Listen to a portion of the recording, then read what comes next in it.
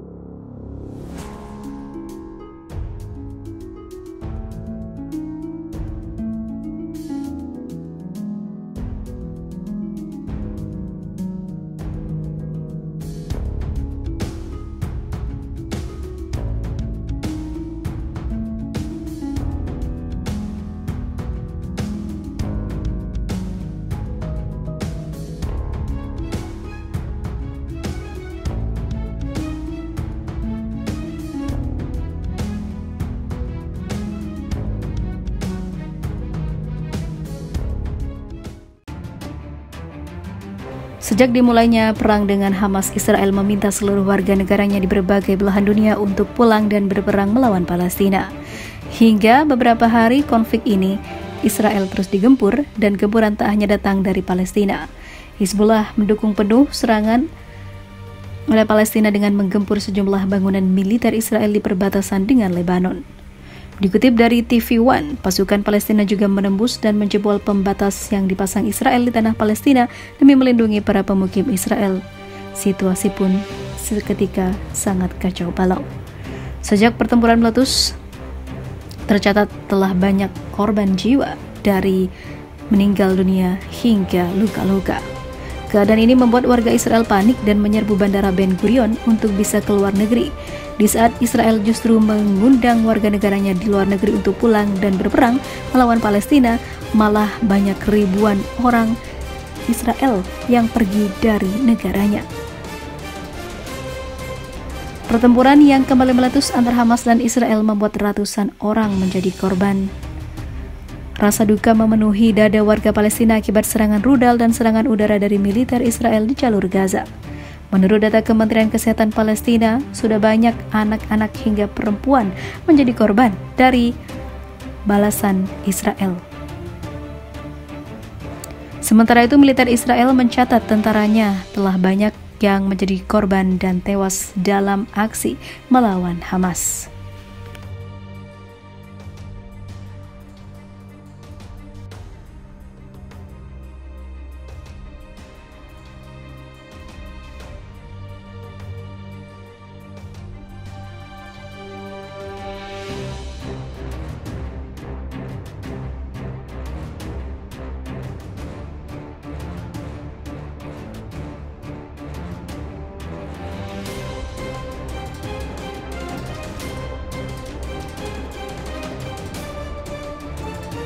Sektor teknologi Israel bakal sulit pulih pasca konflik dengan kelompok Hamas Palestina pada akhir pekan lalu dimulai. Menurut para investor dan juga analis, perlambatan ekonomi global menyebabkan pendanaan turun tajam di Israel pada tahun ini. Padahal Israel merupakan negara dengan industri teknologi paling inovatif di dunia, sebanyak 14% tenaga kerja di negeri tersebut bergantung pada sektor teknologi. Hampir 1/5 perekonomian negara disokong oleh pertumbuhan sektor tersebut, namun pendanaan ke Israel melambat pada tahun ini lantaran ketidakpastian ekonomi global. Dikala kondisinya mulai mengarah positif, konflik mendadak terjadi. Investasi luar negeri akan melambat dalam beberapa minggu dan bulan ke depan, terutama jika masih terjadi permusuhan, kata John Medvedev, kepala eksekutif Our Crowd, salah satu perusahaan modal ventura terbesar di Israel, dikutip dari Reuters. Lebih lanjut, menurut dia, saat ini bukan waktu yang mudah untuk Israel mendapatkan investasi, bahkan penerbangan ke Israel pun telah dibatalkan. Israel menyatakan perang terhadap kelompok militan Palestina, Hamas, setelah orang-orang bersenjata pada Sabtu menyerbu pagar batas Gaza. Sementara itu, media Israel mengatakan kematian akibat serangan tersebut telah mencapai 900 orang, sebagian besar warga sipil dan juga tentara menjadi korban. Sementara itu, sejumlah warga Israel dan beberapa orang asing dibawa ke Gaza sebagai sandera. Israel membalasnya dengan serangan udara, sengit ataupun ke jalur Gaza yang dikuasai Hamas. Sebelum konflik terjadi, investasi pada startup teknologi Israel telah menurun seiring dengan melambatnya perekonomian global, runtuhnya Silicon Valley Bank yang menghilangkan sumber pendanaan utama, dan juga usulan perombakan hukum yang mengancam landasan hukum perusahaan dan juga hak keyakinan intelektual. Sebelumnya, para investor dan juga analis juga mewanti-wanti perusahaan teknologi yang beroperasi di Israel untuk memperkuat pertahanan keamanannya.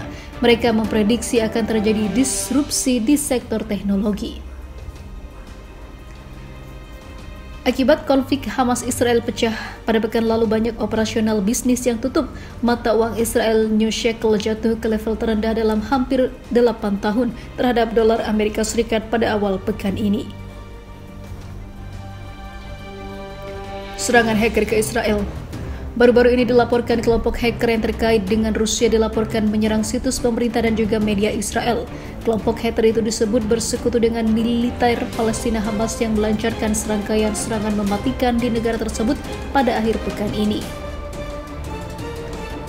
Klinet, sebuah kelompok yang konon terdiri dari hacker relawan patriotik Rusia, mengumumkan pada hari Minggu bahwa mereka akan menargetkan semua sistem pemerintah Israel dengan serangan penolakan layanan terdistribusi, sejenis serangan cyber yang dikenal sebagai DDoS, dan membanjiri situs web dengan lalu lintas atau traffic. Kelompok tersebut menyalahkan Israel atas pertumpahan darah yang terjadi dan menuduh negara tersebut mendukung Ukraina dan NATO. Klinet kemudian mengklaim pihaknya telah mematikan situs web pemerintah Israel dan situs Badan Keamanan Shin Bet selama jangka waktu tertentu pada akhir pekan lalu. Klaim kelompok tersebut tidak dapat dibuktikan dengan gamblang. Sementara itu, Anonymous Sudan, sebuah kelompok hacker yang dicurigai oleh para ahli keamanan cyber sebagai kelompok depan Rusia, menyatakan dukungannya terhadap perlawanan Palestina. Mereka mengaku bertanggung jawab atas serangan terhadap situs web Yerusalem Post dan menjadikannya offline beberapa waktu.